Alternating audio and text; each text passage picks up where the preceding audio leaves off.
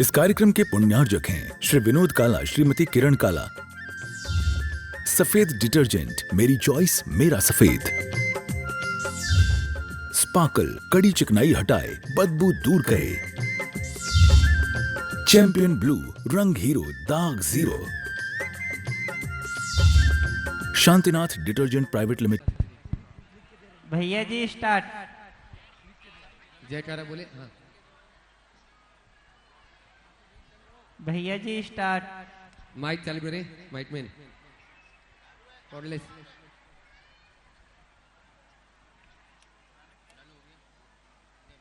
उसका बटन दबाओ, बटन आगे पीछे चलते। भैया जी स्टार्ट। ओम ओम।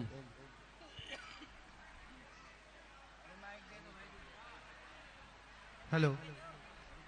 बोलो संश्रोमणी आचार्य गुरुदेव भगवान श्री विद्यासागर जी महामणि राज की। परम पूज्य मुनि श्री 108 प्रमाण सागर जी महाराज की। मुनि संघ की।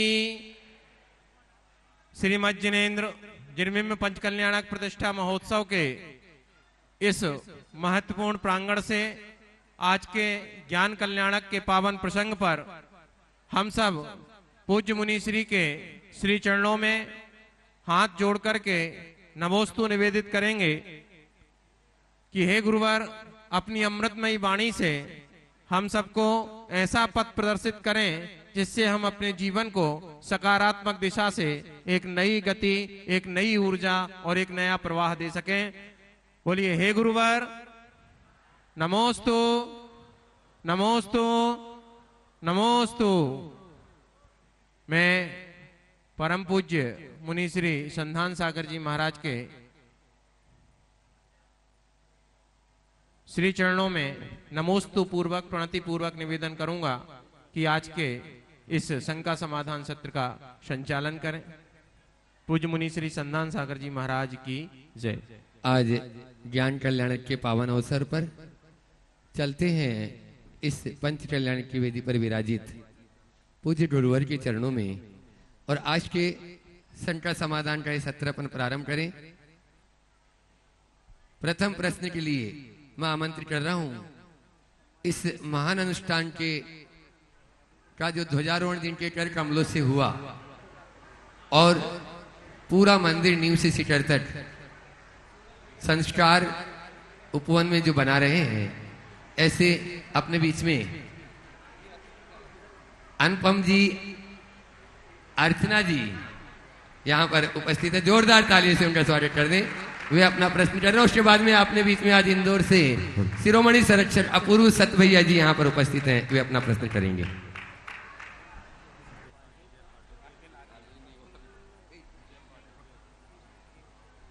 ओम बोलिए। ओम।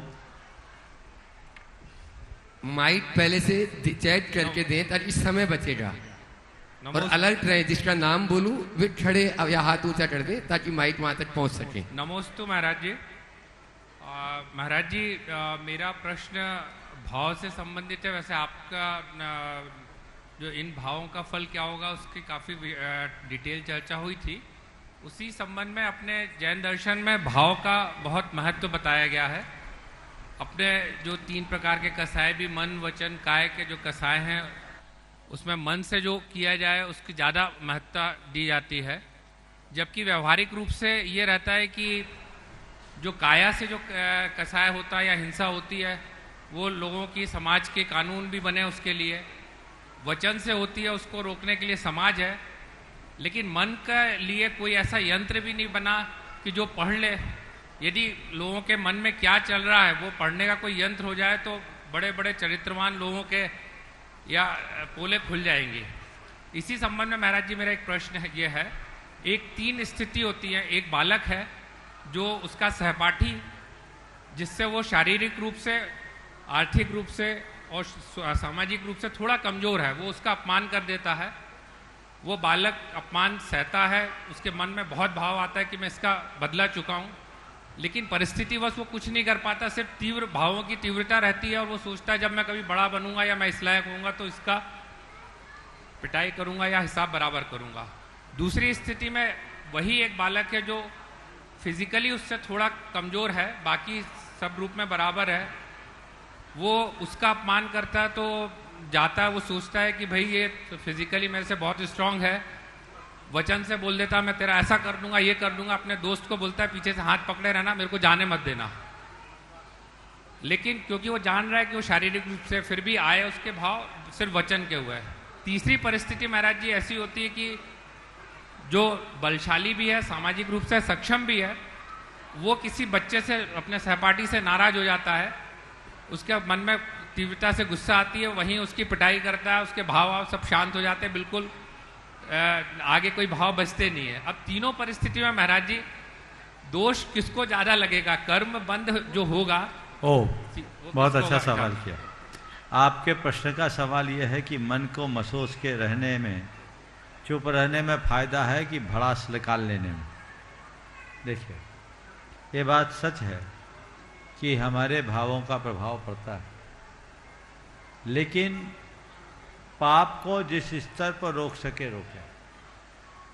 मन में आ गया तो वचनों में ना आने दे, और वचन में आ गया तो शरीर पे ना आने दे। अन्यथा अब मन में भाव आ गया किसी को ठोकने का तो ठोक ही दो, तो मामला गड़बड़ हो गया। हमारे यहाँ तो अत्यंत सूक्ष्म बताया। 3 शब्द आपने सुना होगा, समरंभ, समारंभ, आरंभ।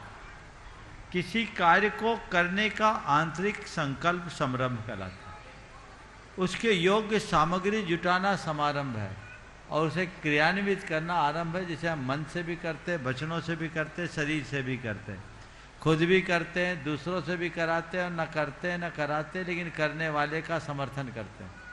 तो ये हमारे पाप के स्तर हैं। जैन मनोविज्ञान में बहुत सूक्ष्मता से विवेचन किया। समारंभ हो तो समारंभ मत करो, समारंभ है तो आरंभ मत करो, मन में आए तो मन तक रोको, वचनों में न आने दो, वचन में आए तो उसको शरीर तक ना आने। तो आप मुझसे पूछ रहे हो कि परिस्थिति बस चुप रहने वाला अच्छा या सबको सल्टा देने वाला अच्छा? मैं ये कहूंगा दोनों अच्छे नहीं। चुप रह गए और मन में आग लगी है तो निरंतर झुलस रहे, सल्टा दिए तो वो भी पाप के भागी हो गए। तो सबसे अच्छा रास्ता क्या? हृदय को विशाल बनाए, सोच को सकारात्मक बनाए, और सामने वाले की बात को नजरअंदाज करे और क्षमा करने का पाठ पढ़े। ये हमारा धर्म है। अब तुलनात्मक रूप में पाप किसको ज्यादा लगा?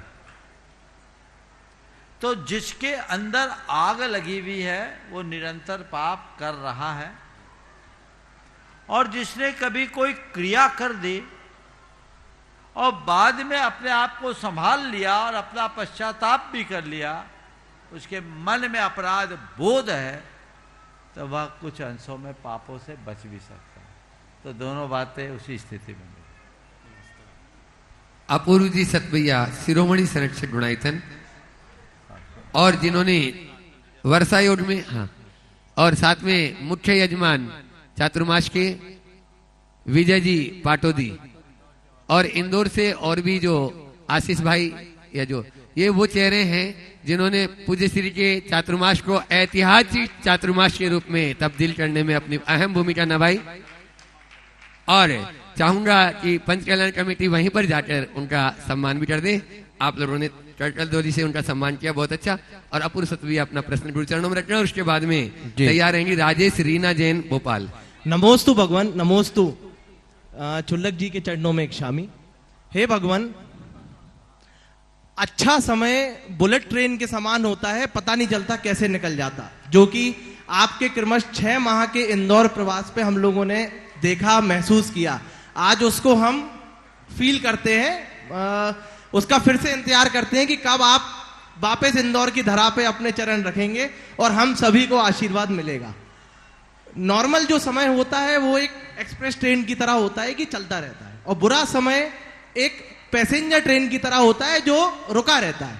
गुरुदेव थोड़ा सा कृपा करें और इसको आप थोड़ा सा इस पे ध्यान केंद्रित करें कि हम अलग अलग समय में अपने आप को कैसे धैर्यवान रखें। पहली बात तो यह है कि अच्छा समय अगर बुलेट ट्रेन की तरह दौड़ता है तो हमेशा नियम बना लो कि मैं बुलेट ट्रेन पे ही सफ़र करूं।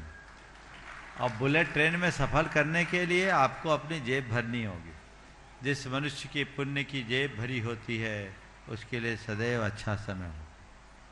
लेकिन अच्छा समय हो या बुरा समय, हम यात्री हैं, हमारे मन में ये बात बैठनी चाहिए। और यात्रा के क्रम में यात्रा का आनंद लेना चाहिए। अच्छे समय का अनुभव तो सब कर लेते हैं, लेकिन बुरे समय को जीने में लोगों को बहुत कठिनाई होती। तो जब कभी भी बुरा समय आए तो इसे भी अपने जीवन का एक हिस्सा माने और ये कहे चलो ये भी एक यात्रा है जो कट नहीं रही है, लेकिन हमें इसे काटना है। कम से कम अगर मेरी परिणति इसी यात्रा से जाने की है तो मुझे जाना है, रुके तो नहीं है। यदि सोच अच्छी बन जाए तो बुरा समय भी अच्छा समय हो जाएगा। मैं चाहूँगा एक बार इन सभी का जोरदार अभिनंदन। नमोस्तु भगवान, नमोस्तु। इन लोगों ने चातुर्मास में बहुत ही अच्छी भूमिका निभाई है। पुनः इनका स्वागत करें। चलिए आगे। और राजेश रीना जैन नहीं उपस्थित है? नहीं। अगला प्रश्न कर रहे हैं गुणायतन की ट्रस्टी राजेश श्वेता पारस होम्स अपना प्रश्न कर रहे हैं। और उसके बाद में आज अपने बीच में अतिथिगण यहाँ पर उपस्थित है। मैं देख रहा हूँ तरुण जी पिथोड़े साहब और साथ में ही अखिल जी पटेल और अनुराग सिंघई साहब जो उच्च पदों पर आसीन है, और साथ में संदेश जी भी यहीं पर उपस्थित है, वे तैयार रहेंगे।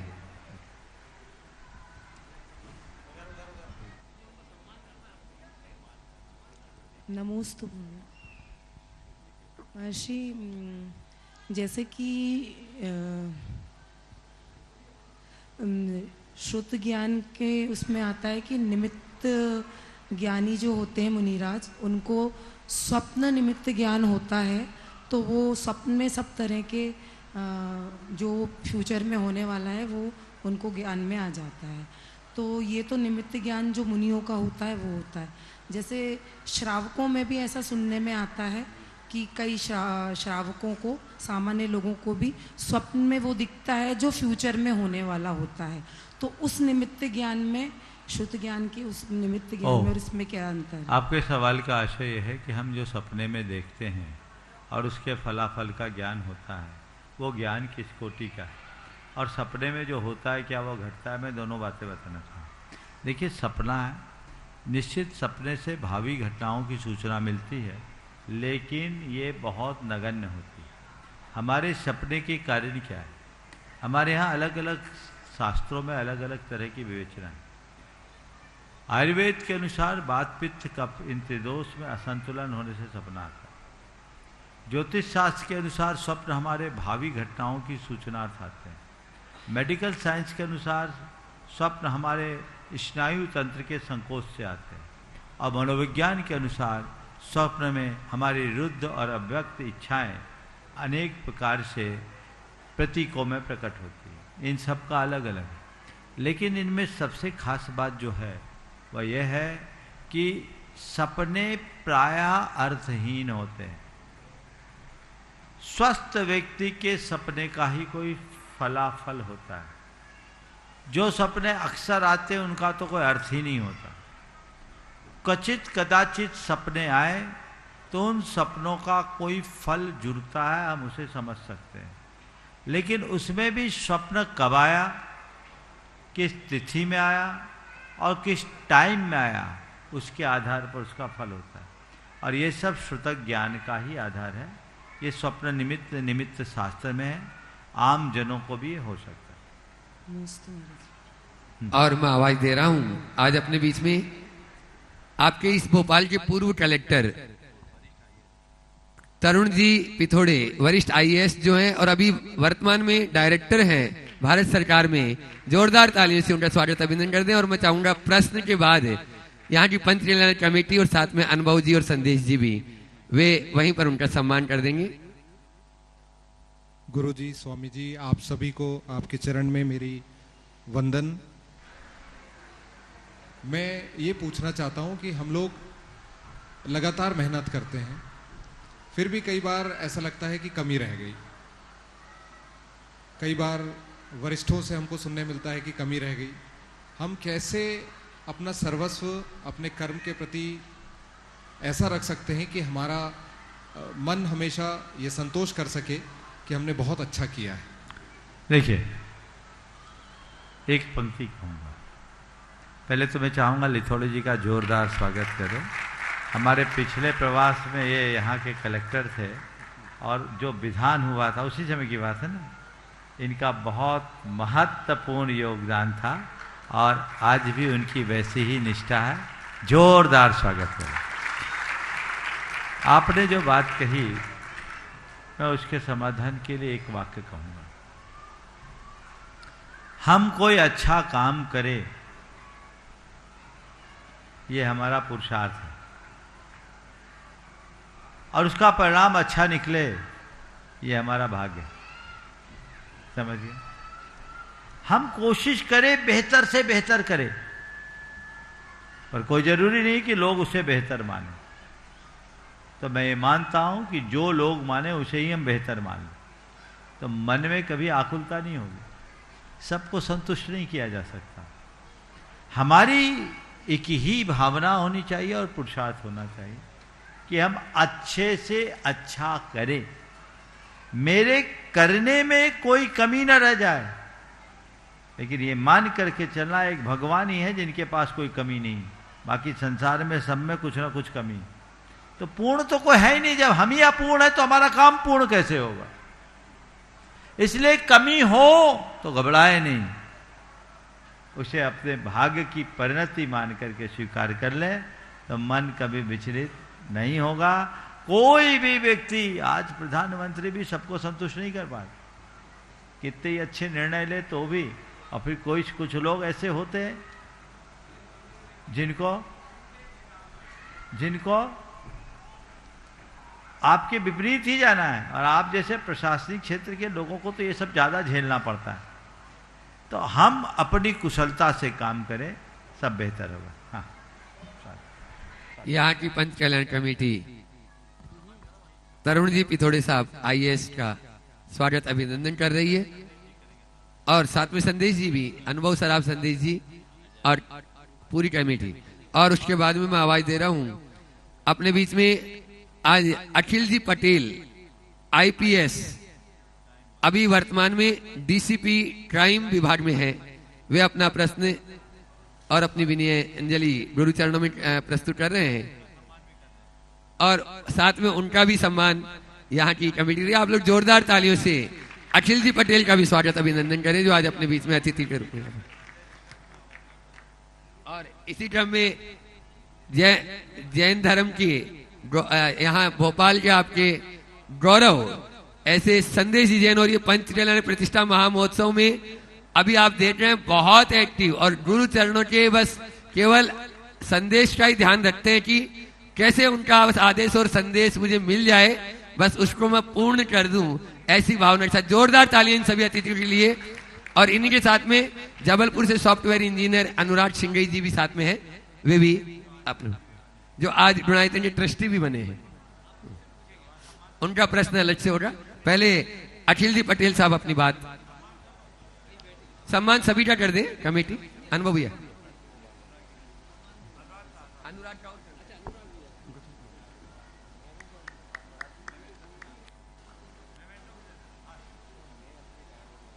ओम, हाँ दे दो, दे दो। चलो, हाँ तीनों को दो। हाँ, ओम। एक बार जोरदार करतल ध्वनि इन व्यक्तित्व के सम्मान में। 3 मिनट हो गए। देश, समाज, धर्म और राष्ट्र की सेवा में समर्पित ये व्यक्तित्व।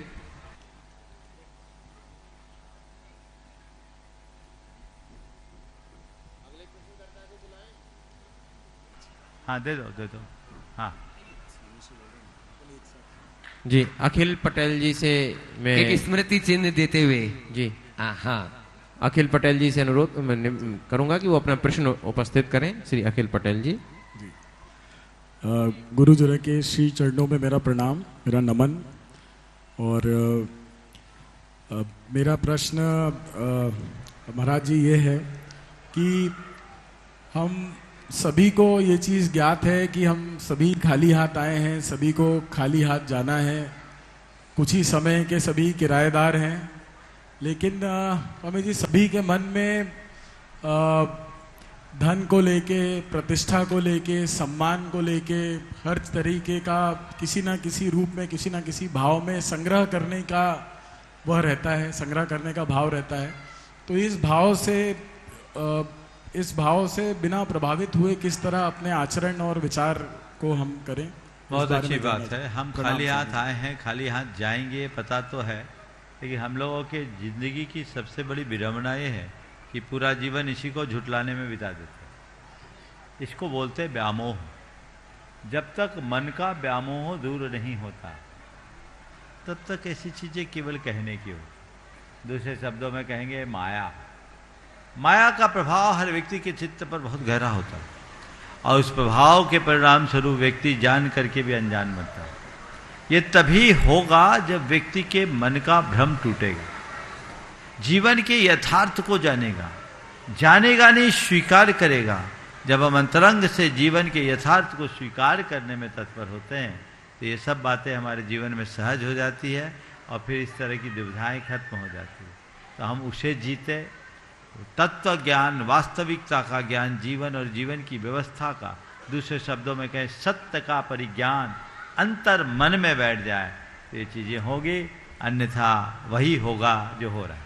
बहुत बहुत आशीर्वाद। और अब मैं बुला रहा हूं जिन्होंने आज गुणायतन से ट्रस्टी के रूप में भी अपन को अपने आप को संबद्ध किया है, ऐसे अनुराग जी सिंघई जो जबलपुर से सॉफ्टवेयर इंजीनियर हैं, और ये ही नहीं इनकी और प्रमाणित समूह में भी है अनुराग भाई, और इनकी बहन अंजलि रितेश जैन जो अभी अमेरिका में है और वो भी देख रही होगी, और उनको भी इन्होंने गुणायतन का संस्थापक सदस्य के रूप में बनाया है। जो और इनकी माताजी भी यहाँ पर उपस्थित आ जाएं आगे। एक बार जोरदार तालियों से स्वागत। और मैं चाहूंगा और इनकी धर्मपत्नी प्रीति जैन प्रमाणिक समूह की कोऑर्डिनेटर है, एक बार तालियों में आप लोग कंजूसी क्यों करते हो। और चाहूंगा अंजलि रितेश जी का जो स्मृति चिन्ह है वो वहां तक पहुंचाएंगे। आज वो वहां कैलिफोर्निया अमेरिका से जो ट्रस्टी के रूप में जुड़ी है। और अब आप अनुराग जी अपनी मातेश्वरी के साथ में एक प्रश्न सवाल कर रहे हैं और उसके बाद में संदेश भैया जो इस पंचकल्याण में अहम भूमिका निभा रहे हैं और बहुत अच्छा गुरुचरणों में अभी बहुत आनंद भी ले रहे हैं, वे अपना प्रश्न गुरुचरणों में रखेंगे। नमोस्तु महाराज, नमोस्तु। गुरुदेव, आज के समय में हम जल प्रदूषण, वायु प्रदूषण, थोड़ा शांति रखें, शोर न रखें। हाँ बोलिए। और धरती का प्रदूषण तो देखते हैं, पर स्मार्टफोन के माध्यम से जो हमारा भावात्मक प्रदूषण हो रहा है उसके बारे में मैं आपके माध्यम से लोगों को कहना चाहता हूं कि स्मार्टफोन का उपयोग कम करें और अपनी आत्मा को प्रज्ञा कैसे बढ़ाएं। बहुत अच्छा सवाल है। बाहर के प्रदूषण के प्रति लोग बहुत जागरूक दिखते हैं और चिंता भी करते हैं।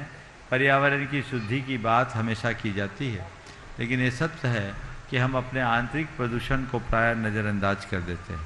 हमें अपने आंतरिक प्रदूषण को भी ठीक करने की कोशिश करनी चाहिए और धर्म, साधना, आराधना हमारे उसी आंतरिक प्रदूषण को ठीक करने का एक रास्ता है। जब तक हम अपने मन के दूषण को दूर नहीं करेंगे हमारा जीवन प्रदूषित ही होगा। बाहर का प्रदूषण तो एक जीवन को बिगाड़ता है, पर मन का प्रदूषण हमारा भाव बर्बाद कर देता है। तो मन के प्रदूषण को हमें दूर करने के लिए कटिबद्ध होने की आवश्यकता है। उसके लिए हमें अपने आप को तैयार करना होगा। आपने बहुत अच्छी बात की कि इस प्रदूषण में वर्तमान का माहौल बहुत बड़ी भूमिका निभाता है और उसमें भी अनावश्यक रूप से गैजेट्स और इंटरनेट का प्रयोग करना। आपने एक बहुत अच्छा सुझाव दिया है कि लोग स्मार्टफोन का कम से कम प्रयोग करें। मैं आपसे कहता हूं कि किसी भी साधन का विरोध करना उचित नहीं है। आज स्मार्टफोन और इंटरनेट आपके लिए एक अच्छा माध्यम है।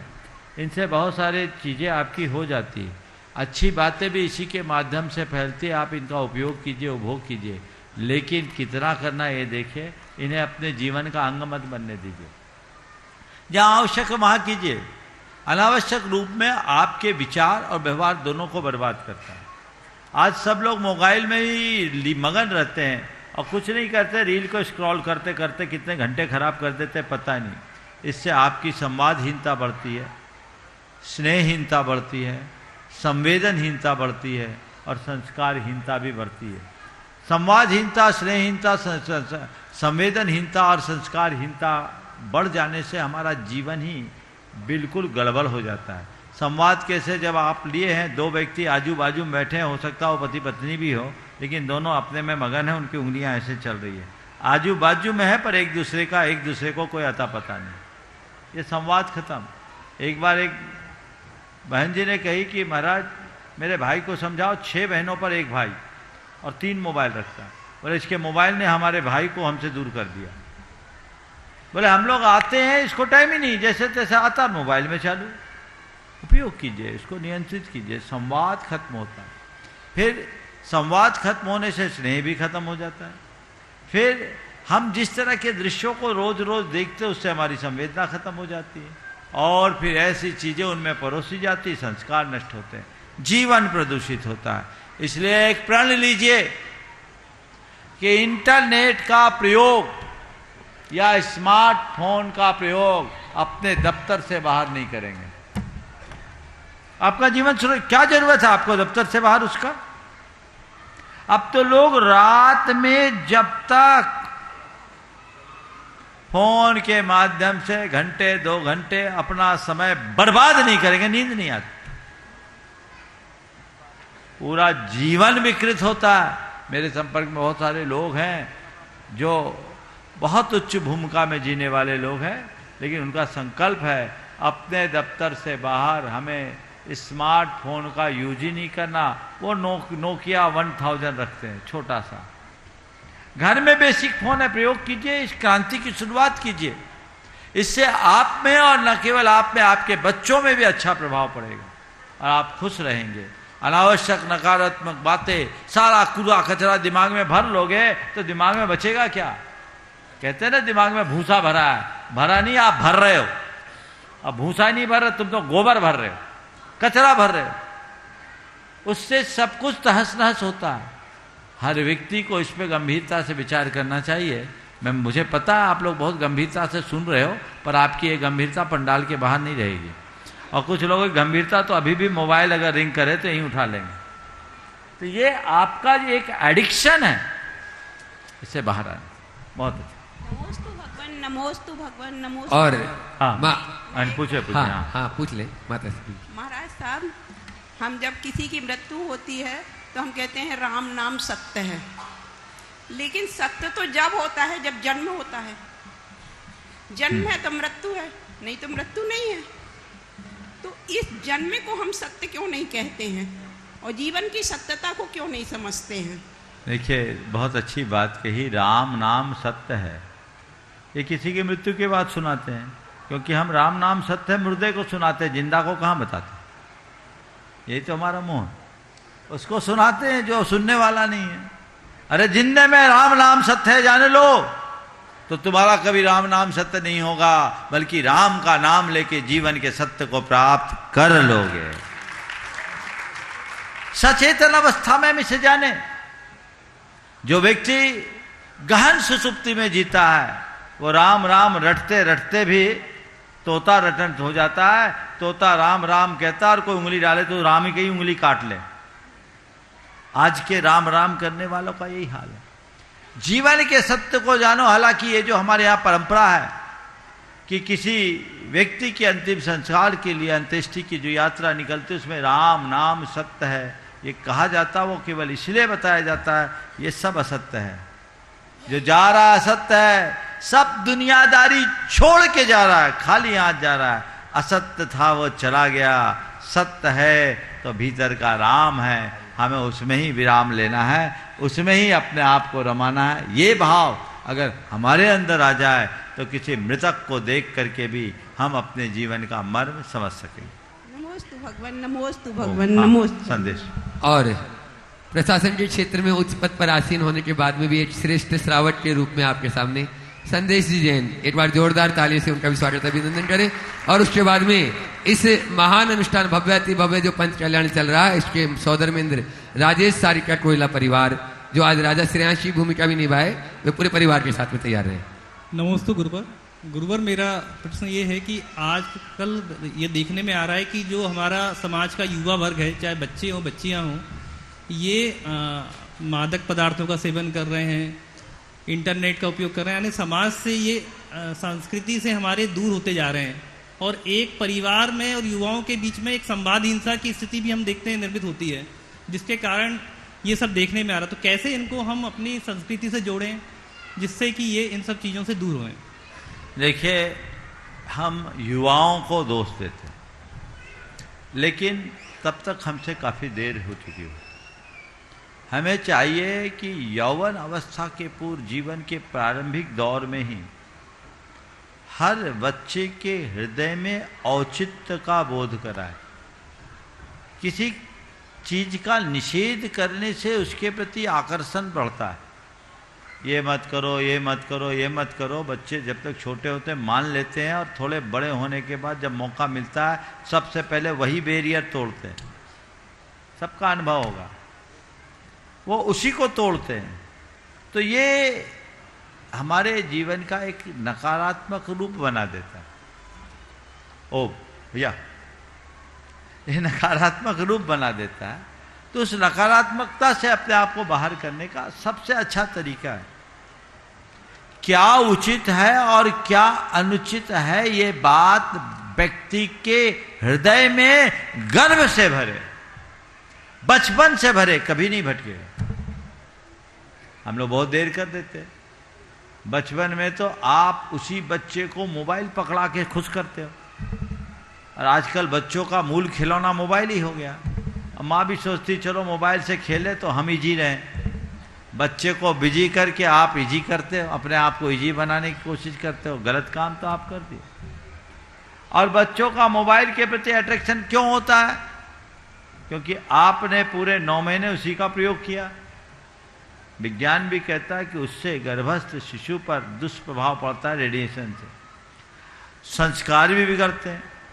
एक वीडियो किसी ने दिखाया था कुछ दिन पहले, एक छोटा बच्चा था 2 महीने का, वो अपने हाथ में मोबाइल लिया और उसकी मोबाइल वापस ले ली तो इतना जोर जोर से चीखते हुए विलाप किया कि सबका हृदय द्रवीभूत हो जाए। छोटा सा बच्चा। इसका कारण क्या है? मुझे एक ही बात समझ में आती है कि उसकी माँ ने खूब मोबाइल का प्रयोग किया तो बच्चे को मोबाइल की लत पेट से लग गई। अगर हम शुरू से अच्छी आदतें खुद में रखें और अपनी संतान में औचित्य का बोध कराएं। मैं एक घटना बताता हूं, औचित्य बोध कैसे होता है और उसका परिणाम क्या होता है। एक छोटा सा बच्चा 2.5 साल का, बहुत पुरानी बात बोल रहा हूं, 1997 की, मेरे पास आया। उसके जेब में 5 स्टार चॉकलेट थी। मेरी नज़र पड़ी, मैंने कहा बेटा क्या है? बोले चॉकलेट। किसने दिया? बोला चाचा ने। तो तुम्हें पता है इसमें तो एग रहता है। मेरी बात पूरी भी नहीं हुई, बोला मैं सीधे भागा।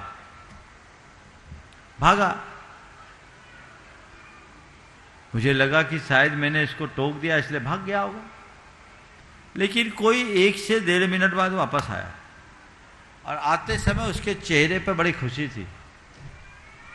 आते ही उसने बोला महाराज जी मैंने इसको फेंक दिया। फेंक दिया? बोले हाँ फेंक दिया। बोले कहाँ फेंका? बोले नाली में।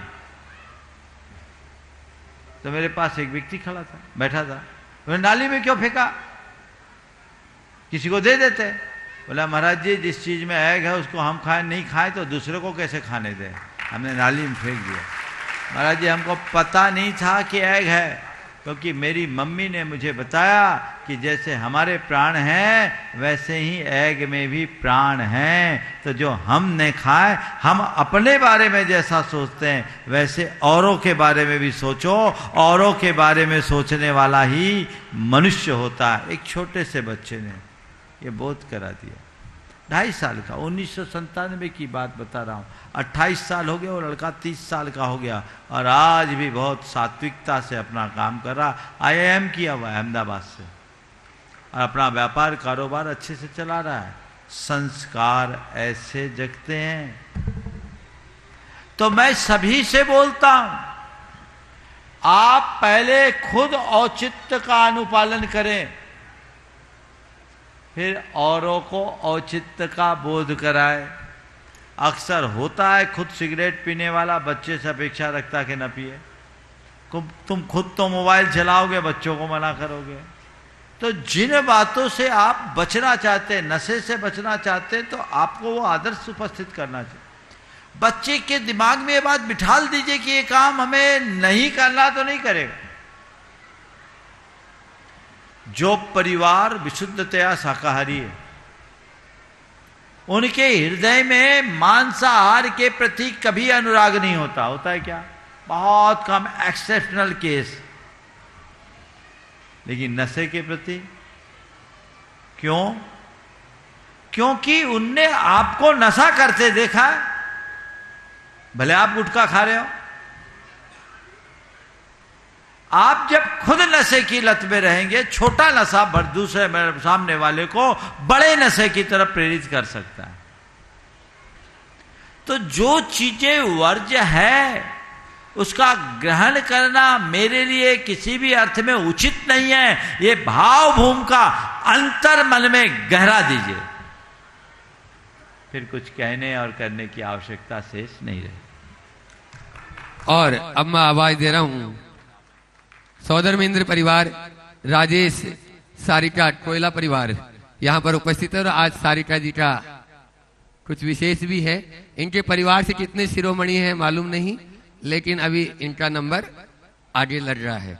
और उसके बाद में अपने बीच में डिप्टी डायरेक्टर दूरदर्शन भोपाल अरुण कुमार जी जैन यहां पर उपस्थित है। वे अपना प्रश्न करें।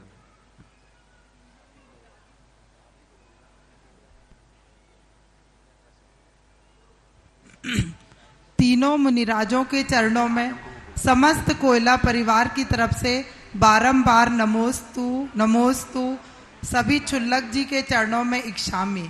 महाराज जी, पूज्य आचार्य भगवान के आशीर्वाद से और आप जैसे गुरुओं के आशीर्वाद से सर्व विदित है कि हमारा परिवार अर्श से फर्श से अर्श पर पहुंचा है। और उसी के फलस्वरूप सारा परिवार इतना धर्म से जुड़ा हुआ, अभी कथनी पंच कल्याणक, भोपाल पंच कल्याणक, अनुज लोगों ने भी शिखर जी में जो विधान करवाया था, और महाराज जी फिर से विधान करवाने की भावना बन रही है। तो महाराज जी आज परिवार के काफी सदस्य यहाँ मौजूद हैं, और राजेश और अनुज को देख के सबके मन में भावना है कि इनका इतना प्रबल पुण्य था कि ये सौधर मेंद्र और कुबेर बने। तो हम लोगों को भी ऐसा कौन सी आचरण व्यवहार, ताकि हम भी इतना पुण्य संचय कर सके कि आने वाले समय में पूरा परिवार का प्रत्येक सदस्य सौधर मेंद्र कुबेर किसी चीज से वंचित ना रह जाए, माता पिता ऐसे सभी पदों पर आसीन होना चाहता है। तो महाराज जी आप पहले तो मैं चाहूंगा इस परिवार का जोरदार अभिनंदन करें। निश्चित ये परिवार हमारे समाज का एक आदर्श परिवार, इनकी प्रबल पुण्याई है। और इन पूरे परिवार की प्रगति का एक ही रहस्य है, वह है गुरु के प्रति समर्पण। पूरा परिवार परम पूज्य गुरुदेव के चरणों में समर्पित रहा और बिना किसी प्रकार का विचार किए क्षमता से बढ़कर के काम करने की शुरुआत की, और आज शिखर पर है। आज शिखर पर है। जो जिस परिवार के सदस्य कभी 300 रुपया महीने की नौकरी करते हों और आज बड़े बड़े भव्य जिनाले बनवाने में समर्थ हो जाए, इससे बड़ी बात क्या हो। आप सबको भी प्रेरणा लेनी चाहिए। बड़ी सोच का बड़ा परिणाम होता है। जिसका चित्त उदार होता है वही अच्छे परिणाम प्राप्त कर पाता है। तो हम अपने चित्त में उदारता को विकसित करें, अच्छे परिणाम सुनिश्चित रूप से हमारे अंदर जागेंगे। आप लोगों के अंदर ये भावना है तो जैसे एक बड़े परिवार में होता है बिजनेस में प्रतिस्पर्धा, एक दूसरे को देखकर उसने ऐसा किया तो मुझे ऐसा करना है, मुझे उसने ऐसा किया तो मुझे करना है। सकारात्मक है, एक दूसरे को आगे बढ़ाने में हो। प्रतिस्पर्धा बुरी नहीं है, प्रतिद्वंदिता बुरी है। तो जैसे बिजनेस में आपकी प्रतिस्पर्धा है, वैसे धार्मिक कार्यों और समागमों में भी प्रतिस्पर्धा हो जाए कि उसने किया तो अब मेरा नंबर है, अब मुझे करना है। उसने किया तो अब मुझे भी करना चाहिए। जब वो कर सकता है तो मैं क्यों नहीं? बस इतनी भावना जग जाए ना तो कहने की कोई बात ही नहीं। लेकिन बहुत कम ऐसे यहाँ ऐसा दिखता है, तुम लोगों के यहाँ तो है, पर ज्यादा उल्टा ज्ञान देने लगते। वो तो बर्बाद कर रहा है, वो तो लुटा रहा है। अरे वो क्या लुटाएगा? तुमने अपने कर्म फोड़ लिए। करो, और ना कर सको तो आलोचना मत करो, अनुमोदना करो।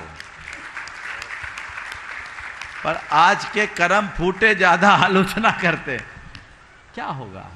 किसी को रोको मत, उसे आगे बढ़ने का रास्ता दो, जीवन प्रशस्त होगा। महाराज जी, चाची ने अभी विधि नायक मूर्ति ली है, तो वो कुछ आपके मुंह से सुनना चाहती कि क्या पुण्य कहाँ के लिए? इंदौर, कटनी। महाराज जी, सुब्रत सागर महाराज जी के साथ इनके गांव में, वहां भी हो गया, वहां भी हो गया। देखो विधि नायक तो मूल प्रतिमा होती है, बहुत सुंदर। विधि नायक किसी भी प्रतिष्ठा अनुष्ठान में मूल होते हैं। सबसे पहले सारे संस्कार उन्हीं पर किया गया, और वो उस पूरे के पूरे मंदिर की सबसे प्रमुखता होती। तो ये बहुत बड़ा सौभाग्य आपको प्राप्त हुआ। बहुत बहुत आशीर्वाद। नमोस्तु महाराज जी, नमोस्तु। अरुण कुमार जी जैन, डिप्टी डायरेक्टर दूरदर्शन भोपाल, वे अपना प्रश्न कर रहे हैं। और अब मैं इस मंच को लेकर चल रहा हूँ दूसरी दिशा में। आज जो डुणाइतन से ट्रस्टी के रूप में संबद्ध हुए वे भी आ गए। दिनेश जी, विकास रोडवेज परिवार, उनको सब आवाज दे रहे हैं।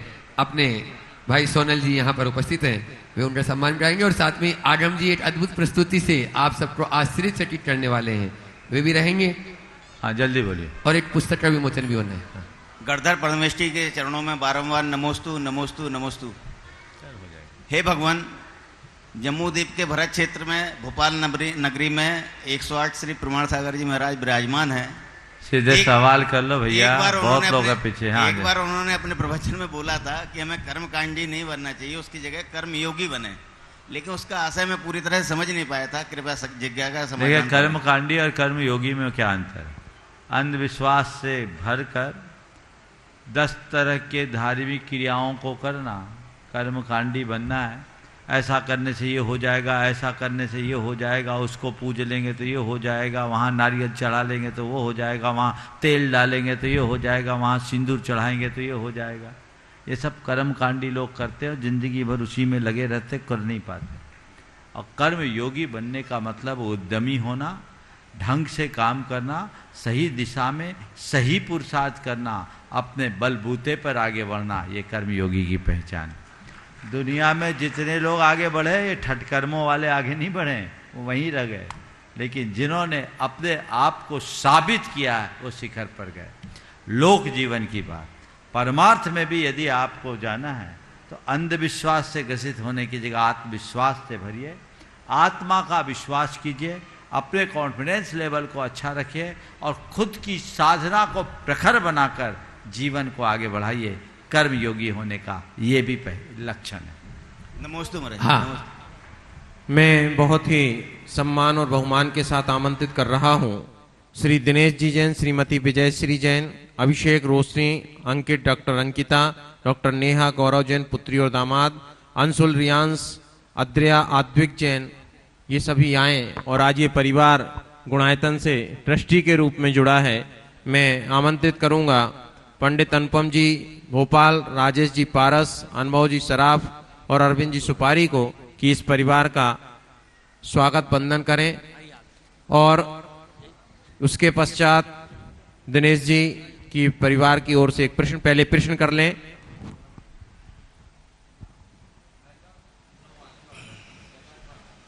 हाँ हाँ दिनेश भैया, तब तक प्रश्न करें दिनेश जी। और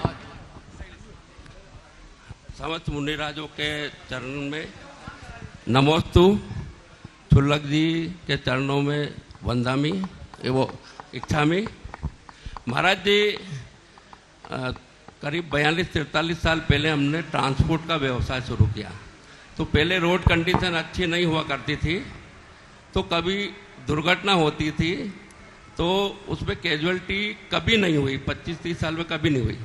अभी जब से गवर्नमेंट ने रोड की कंडीशन अच्छी कर दी है, तो अब सामने वाले के ड्राइवर से या हमारे ड्राइवर की लापरवाही से दुर्घटना कभी कभी हो जाती है और उसमें कैजुअलिटी हो जाती है, तो हमें आत्मग्लानि होती है। तो ये बिजनेस हमारे लिए करना उचित है या अनुचित है? देखिए, ट्रांसपोर्ट का व्यवसाय, इसमें हिंसा तो होती है महाराज जी। हमारा मोटिव तो सुनो तो सर्विस देना चाहिए। अब इसमें दोष कितना है? तो प्राय हर व्यवसाय में दोष है। ट्रांसपोर्ट में सामान्य रूप से आप अपने वाहनों का एक स्थान से दूसरे स्थान पर ले जाएंगे तो ये हिंसा का कारण बनता है। लेकिन यदि आप वाहन अयोग्य रखें, वाहन चालक अयोग्य हो, अनियंत्रित और अनियमित तरीके से वाहन का प्रयोग करें तो ये बड़ा दोष है, कानून की दृष्टि से भी और धर्म की दृष्टि से भी। कई बार इस तरह के व्यवसाय के लोग अतिरिक्त लाभ कमाने की आकांक्षा से कई चीज़ों को नज़रअंदाज कर देते हैं। तो पहली बात, आपके माध्यम से इस व्यवसाय से जुड़े सभी लोगों को मैं कहूँगा कि पहली बात, आप इस व्यवसाय में सरकार की जितनी भी गाइडलाइन है उसका अच्छे से पालन करें। अतिरिक्त लाभ कमाने की इच्छा न रखें। और अगर मैं मना करूं कि ये काम नहीं करो तो ट्रांसपोर्ट बंद हो जाएगा तो देश ही रुक जाएगा। तो इसमें यथासंभव विवेक का प्रयोग करें और इसके प्रायश्चित के लिए अधिक से अधिक जनहित का कार्य करें। एक भावना और मैं देना चाहूँगा, हो सकता है आपको ये थोड़ी कठिन लगे। दुर्घटना ना हो ये तो सावधानी रखें पर यदि कोई दुर्घटना ग्रसित हो जाए तो उसके प्रति संवेदना रखें। गाड़ियां दबा के भगाने की जगह आप उसकी चिकित्सा कराएं। आप एक अर्निंग पर्सन हो, आप कमा रहे, उसने तो सब गंवा दिया। इंश्योरेंस से सामने वाले को मिले तो आप सुनिश्चित करते ही हैं, मिलता है, लेकिन हमें भी मानवीयता के आधार पर कुछ देना चाहिए।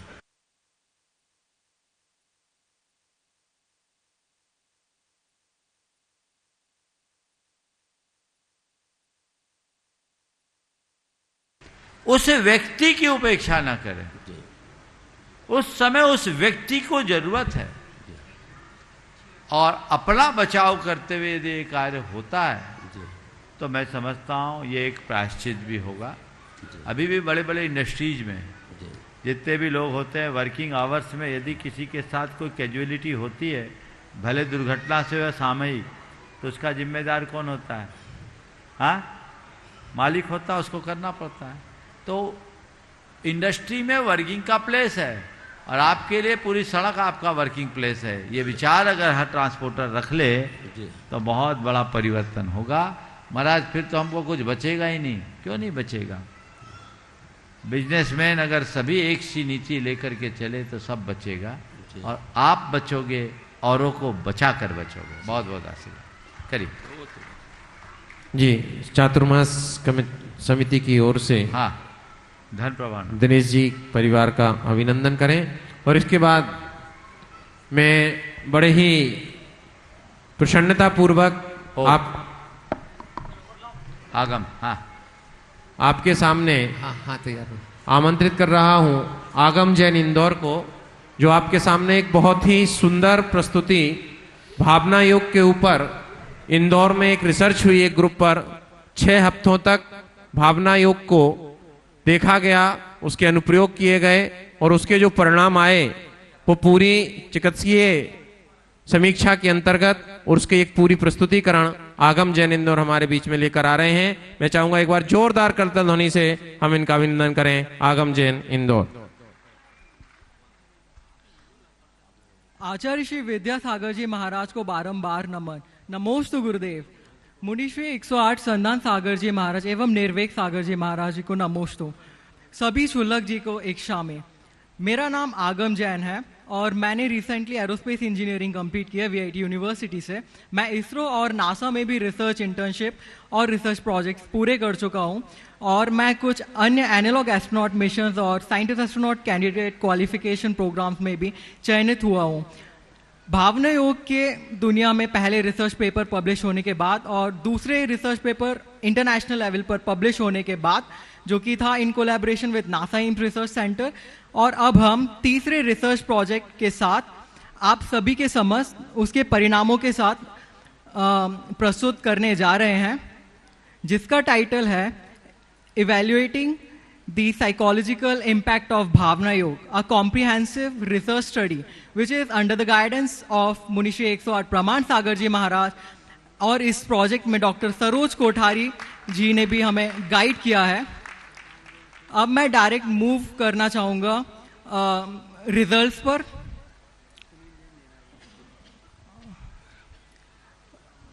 प्लीज रिजल्ट्स को प्रेजेंट कर दीजिए स्क्रीन पर।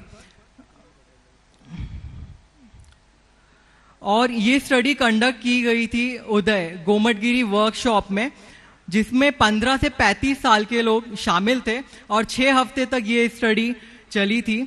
और इस स्टडी में हमने अलग अलग रिस्पॉन्स लिए थे, 3 हफ्ते बाद और 6 हफ्ते बाद। ये रिजल्ट जो स्क्रीन पे आप देख सकते हैं, ये है 3 हफ्ते बाद के रिस्पॉन्स है।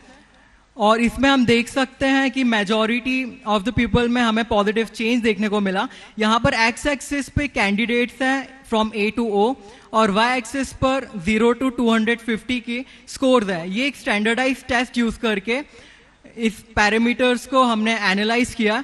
ये आप देख सकते हैं जो स्क्रीन पर ये रिजल्ट्स हैं, पहले ब्लू वाले और जो येलो हैं वो बाद वाले हैं।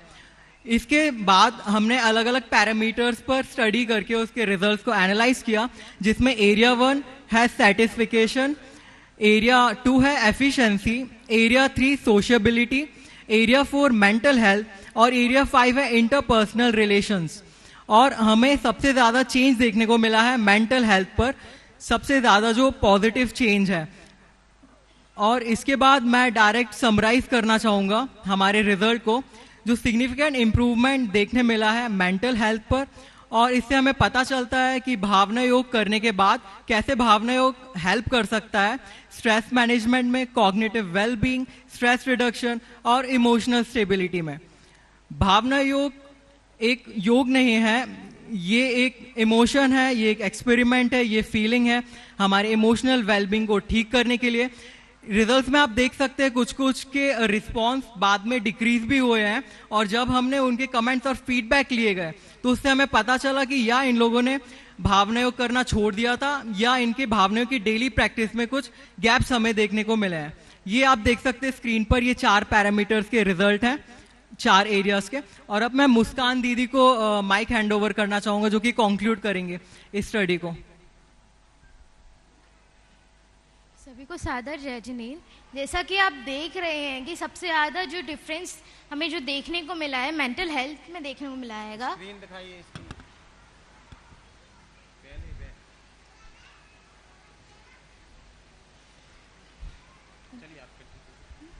इसको मैं यही कहूँगी कि सबसे ज़्यादा आपके इमोशंस पे काम करता हैगा। जो भी लोग जो इमोशंस अपना कंट्रोल नहीं कर पा रहे हैं या फिर बहुत इमोशनली अनस्टेबल रहते हैं, भावना योग उन्हें स्टेबल होने में बहुत हेल्प करता है। स्लाइड बैक करें विजय भैया, थोड़ा सा स्टेट जो चार्ट स्टैटिक्स वाला चार्ट दिखाएं। इसके साथ साथ उनकी एफिशिएंसी पे भी बहुत बड़ा एक इम्पैक्ट पड़ा है, बदलाव आया है।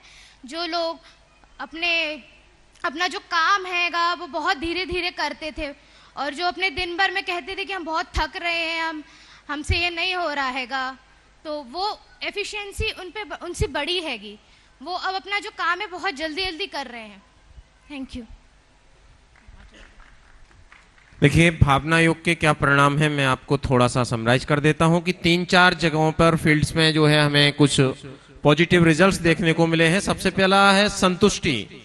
हम बहुत काम करते हैं लेकिन कई बार उस काम को करने के बाद भी मन में रह जाता है कि हमें उससे संतुष्टि नहीं मिलती कि हमने काम किया क्यों। हमें लगता है कि मजबूरी में हम ये काम कर रहे हैं, लेकिन जब भावना योग को हम नियमित करते हैं तो उस किसी काम को करने के बाद हमारे मन में संतुष्टि आती है और उससे हमारे को काम करने का आनंद आता है और हम जीवन को सकारात्मक दिशा की ओर ले जाते हैं। दूसरी चीज है जो सोशबिलिटी, हम सामाजिक हो रहे हैं। जैसा कि अभी पूज्य मुनिश्री कह रहे थे कि हम मोबाइल के दौर में, सोशल मीडिया के दौर में संवादहीनता की स्थिति बन रही है, तो हम इस भावना योग से उस संवादहीनता से परे जाकर के और हम समाज में भी संवाद स्थापित कर पाते हैं। और जिसका समाज से संवाद स्थापित ना हुआ हो वो कभी स्वयं से संवाद स्थापित नहीं कर सकता। इसलिए समाज के माध्यम से हम अपने आप से भी संवाद करने की स्थिति में पहुंचते हैं। तीसरा जो क्षेत्र है मेंटल हेल्थ, यानी कि मानसिक स्वास्थ्य, मैं आपको बता दूं कि आज वर्तमान में जो सबसे बड़ी समस्या है वो हुआ है और इसके साथ ही चले हैं। और मैं अब एक बार जोरदार तालियां इस पूरी टीम के लिए मैं चाहूंगा, आगम जैन और उनकी टीम के लिए, डॉक्टर सरोज कोठिया के लिए भी इसमें चलें, बहुत अच्छी ये है। और जो इससे नहीं जुड़े हैं वो भी इससे जुड़े। और भावना योग का जो पूर्व रूप है या उसका विस्तार है वो पूज्य मुनिश्री की 4 बातों के माध्यम से है। और 4 बातें 14 भागों की 16 पुस्तक का एक पूरा सेट आपको बाहर उपलब्ध है और जिसका मूल्य बहुत अधिक है, लेकिन हमारे कुछ पुण्यार्जकों के सहयोग से मात्र 1100 रुपए में एक गिफ्ट पैक के रूप में वो यहाँ पर उपलब्ध है। भैया इसको एक बार दिखा दीजिएगा। जो भी चाहें वो अपने विशेष अवसरों पर एक जीवन को नई दिशा देने के लिए ये 4 बातें पूरा गिफ्ट इस प्रकार से हमारे पास उपलब्ध है। तो आप इस अपने जो हम गिफ्ट देते हैं, बहुत सारी चीजें कई बार घूमती रहती हैं, लेकिन इस प्रकार के यदि हम गिफ्ट देते हैं तो अपने जीवन को भी हम बदल सकते हैं और दूसरों के जीवन को भी बदलने में महत्वपूर्ण भूमिका निभा सकते हैं। ये हमारे पास कल तक 1100 रुपए की मात्र राशि में रियायत मूल्य पर उपलब्ध है। इसके बाद शायद रियायत ना रहे पूर्ण रूप में, तो इस मौके का लाभ आप जरूर उठाएं। और इसी के साथ आज जो दोपहर में 2 पुस्तकों का विमोचन और हुआ था, शिशुशाला और कुमारशाला, अभी 1 पुस्तक का विमोचन और होना है, क्योंकि आज परम पूज्य निर्यापक श्रमण मुनि श्री प्रशांत सागर जी महाराज का आज समाधि दिवस भी। और उस विषय में महाराज श्री जी से अनुरोध करूंगा मैं, वे 2 लाइन बोलेंगे भी इसी पुस्तक के विमोचन के लिए। इधर यहाँ पर महाराज श्री जी बोलेंगे क्योंकि समय कम बचा है। तरुण जी पिथौड़े से वरिष्ठ IAS और अखिल जी पटेल IPS, अनुराग जी सिंगई, और साथ में ही अंजलि जी भी कैलिफोर्निया की जो है वो आज ट्रस्टी ग्रुप में जुड़ी, वे भी आ जाएंगी। इन पुस्तकों का विमोचन उनके कार्यक्रम अनुसार संदेश जी जैन और प्रशांत जी सेज यूनिवर्सिटी, वे भी आ जाएं। और जो ये है प्रश्नोत्तरी हिंदी टीका रत्नगढ़ सरावटाचार पर सनत जैन EMS, वे भी आ जाएं। और इन पुस्तकों का ये पूरी ले लो, ये लो। और इधर महाराज श्री से अनुरोध करूंगा कि वे इस पुस्तक के बारे में और महाराज श्री के बारे में कुछ प्रकाश डालें। समाधिस्थ निर्यापक मुनि श्री प्रशांत सागर जी महाराज, जो कि आचार्य श्री के स्नेही शिष्यों में एक शिष्य थे, उन्होंने अपने जीवन काल में अनेक पुस्तकों का सृजन किया और उनकी समाधि की पूरी अंतिम जो कृति है रत्नकरण श्रावकाचार, इसका उन्होंने संकलन किया था। बाद में इलक निजानंद जी ने उसका संपादन करते हुए यह कृति आप तक आज विमोचन हो रही है। निश्चित ही श्रावकों के लिए एक दिशा बोध देगी, जिससे उनका जीवन उन्नत और अच्छा बन सकेगा। इसलिए इसको पढ़िएगा। हाँ, और आज जो ट्रस्टी के रूप में जुड़ी है, उनका समाधि दिवस भी है। हम ऐसे समाधिस्थ मुनिराज के श्री अंजलि जी अपना प्रश्न करना चाह रही हैं, कैलिफोर्निया। और अपने बीच में गौरी शंकर जी गोयल, अंजना गोयल, यहाँ पे घोटू भैया अब उपस्थित है, वे अपना प्रश्न गुरु चरणों में रखें। हाँ अंजलि जी आप बोले, तब तक घोटू भैया तैयार रहे। नमोस्तु महाराज जी, नमोस्तु महाराज जी, नमोस्तु महाराज जी। मेरी जर्नी अभी जैन आगम में बिल्कुल बिगनिंग में है, अभी पढ़ना चालू किया है। एक्चुअली मुझे कुछ रिसर्च करना था टाइम के ऊपर, तो उस कारण से मैंने तत्वार शास्त्र सूत्र पढ़ना चालू किया, 8वां अध्याय। और उसमें समय को सबसे छोटा अंक माना है टाइम का, इनफाइनाइट समय में डिवाइड होता है। और मेरा क्वेश्चन है कि समय सार में समय का अर्थ क्या है, वो सेम है कि अलग है? देखिए समय के कई अर्थ है, समय का टाइम भी है, समय का अर्थ आत्मा भी। समय सार में आत्मा की बात। जी, और वो शब्द सेम क्यों है महाराज जी, वो मुझे जानना है। सेम शब्द ये है, समय का अर्थ है जो समीचीन रूप से अयन करे, उसका नाम समय। चलिए आगे। गोटू भैया, गौरी शंकर जी गोयल, वे अपना प्रश्न परिवार के साथ में एक प्रश्न कर रहे हैं और उसके बाद में यदि समय रहा। ठीक। नमस्ते गुरुवर, आपके चरणों में बारंबार प्रणाम है, नमन है। गुरु जी, मेरी जिज्ञासा ये है कि एक अच्छे व्यक्तित्व के लिए अपन को क्या क्या चीज़ों का निर्माण करना पड़ता है, वो ध्यान रखना पड़ता है। देखिए, आपने पूछा एक अच्छे व्यक्तित्व के लिए हमें क्या क्या चीज़ों का निर्माण करना चाहिए। आपकी आखिरी ओवर की आखिरी गेंद, और पूरी बात प्रकाश में डालूं तो शायद बात अधूरी रह जाएगी, लेकिन बात मुझे पूरी करनी है। एक ही बात कहूँगा, एक अच्छे व्यक्तित्व के निर्माण के लिए वही सब कुछ करना होगा जो मिट्टी से घड़ा बनने की यात्रा में है। मिट्टी व्यक्ति है और घड़ा व्यक्तित्व है। उसी मिट्टी से घड़ा भी बनता और उसी मिट्टी से शराब की कुल्हड़ भी। हम अपना लक्ष्य बनाए घड़ा बनने की, घड़ा बनने का लक्ष्य बनाकर घड़ा के जैसा अपना जीवन बना ले तो हमें पता है घड़ा को चाक पर घूमना पड़ता है, कुम्हार की थाप सहनी पड़ती है और आँच में तपना पड़ता, हवा की आँच में, तब घड़ा बन पाता है। बस जो मनुष्य इन सब चीज़ों को अंदर से स्वीकार करके अपने व्यक्तित्व को गढ़ने के लिए तत्पर होता है, वही ऐसा कुछ कर पाता है। आज समय पर्याप्त हो गया है, इसलिए मैं अपनी वाणी को यहीं पर विराम दूंगा। कल प्रातःकाल भगवान का मोक्ष कल्याणक है और मोक्ष कल्याणक के बाद दोपहर वाला कल भव्यता के साथ अपन सबको शोभा यात्रा में भी सम्मिलित होना है, ये सब आप सुनिश्चित रखें। और इसके बाद 22 तारीख और 23 तारीख को अभिरुचि और अशोका गार्डन के लिए संयुक्त लाभ मिलने वाला है, जैसी सुविधा होगी बता देंगे। और अगर आप लोग चाहेंगे, कल चर्चा करेंगे, महाराज जी की बड़ी इच्छा है एक भावना योग हो जाए, तो आप लोग चाहेंगे तो 21 तारीख की सुबह यहाँ भावना योग हो सकता है। आप लोग चाहेंगे? देखें, थोड़ा हाथ उठाओ। चलो, कल सुबह तय करेंगे। आप लोग भावना देख के लग रहा है कि 21 तारीख को प्रातःकाल कोई कार्यक्रम नहीं है, यहाँ बृहद रूप से भावना योग, ये सूचना सब तक पहुँचा दीजिए। सुबह से भावना योग और उसके बाद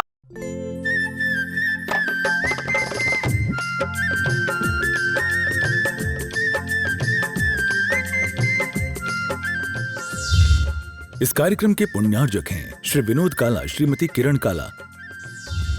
सफेद डिटर्जेंट, मेरी चॉइस मेरा सफेद। स्पार्कल, कड़ी चिकनाई हटाए, बदबू दूर करे। चैंपियन ब्लू, रंग हीरो, दाग zero. Shantinath detergent private limited, Kolkata.